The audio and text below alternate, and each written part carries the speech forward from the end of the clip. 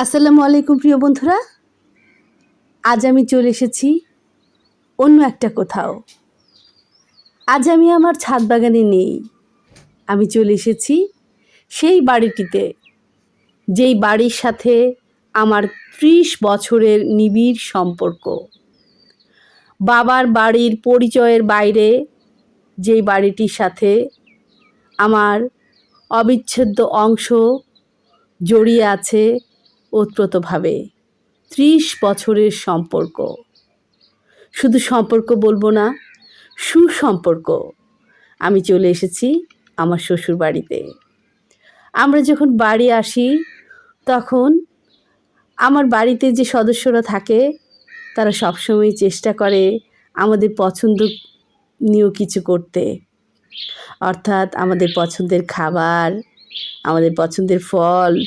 এই যে দেখো, আমার ছোট্ট ননদিনী ইতি, সত্যি সত্যি সে কিন্তু ইতি।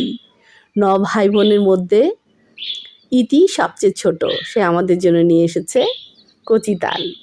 কার কার ভালো লাগে জানিয়ে যেহেতু প্রিয় বন্ধুরা। এই তাল কাটতে সহযোগিতা করছে আমার দুবাই প্রবাসী ছোট দেবর। অবশ্য আমি দেবর বলতে নারাজ, আমি মনে করি ওরা আমার ভাই। ওদেরকে আমি বড় হতে দেখেছি। ওদের মধ্যে অনেকেই আছে যারা আমার সন্তান তুল্য। কার কার ভালো লাগে জানিয়ে যেও। এখানেও প্রস্তুত করা হচ্ছে আমার পছন্দের চাপা শুটকি ভর্তা, অবশ্যই সেটি লাল মরিচ দিয়ে। এখানে কাটা হচ্ছে মাছ। মাছ আমার সুপার হিরোর ভীষণ পছন্দ। দেখো বেড়াল ছানা, আমি যেখানে যাই বেড়াল ছানা সেখানেই থাকে। ও খাবারের আবেদন করছে। এদিকে আমি চলে গেলাম আমার যে মডেল, যাকে তোমরা দেখেছিলে আগে ভিডিওতে আমার ছাদ বাগানে, ওর সাথেও আমার এখানে দেখা হয়েছে। ও কিন্তু আমার ছোট ননদিনী ইতি ছোট্ট মেয়ে। ও আর আমি চলে এলাম ছাদে। এই যে দেখো, এখানেও কিন্তু সুন্দর সুন্দর ফুল এবং ফলের গাছ আছে। একেবারে করমচা গাছ থেকে শুরু করে ফুলের মধ্যে অ্যারোমেটিক জুঁই, গোলাপ।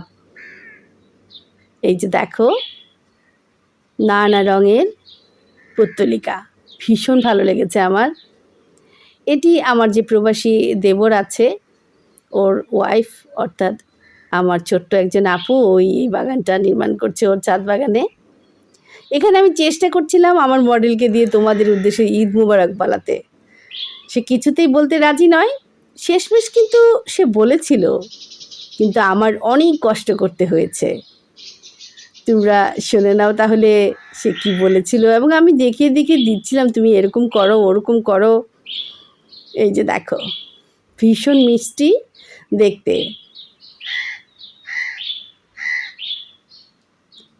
ও সবসময় আমার সাথে থেকেছে। কিছু কিছু ভিডিও শুরু হয়েছে আমার আর ওর মধ্যে। বলতে পারো ও আমার একজন ছোট্ট বন্ধু।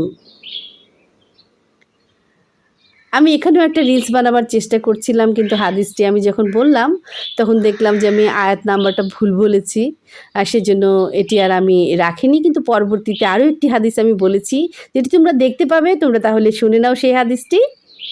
আমাদের প্রিয় নবী হজরত মুহাম্মদ সাল্লাল্লাহু আলাইহি ওয়াসাল্লাম বলেছেন, জুমার দিন তোমরা মিসওয়াক করো, গোসল করো ও সুগন্ধি লাগাও।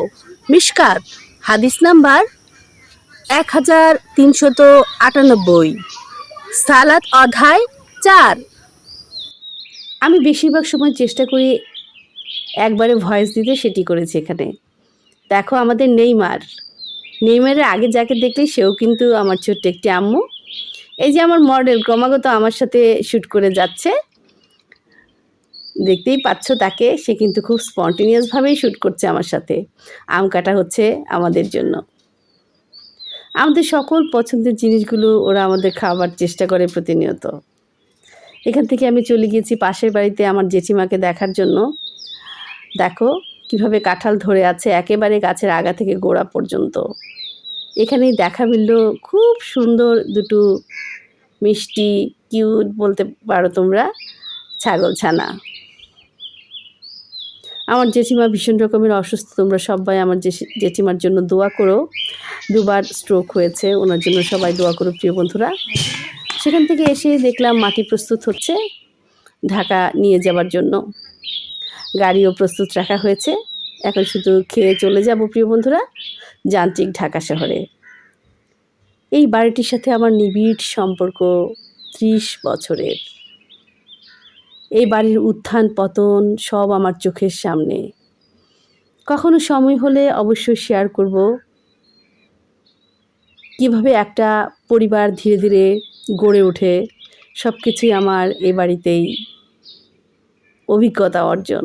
চলে যাচ্ছি যান্ত্রিক ঢাকা শহরে।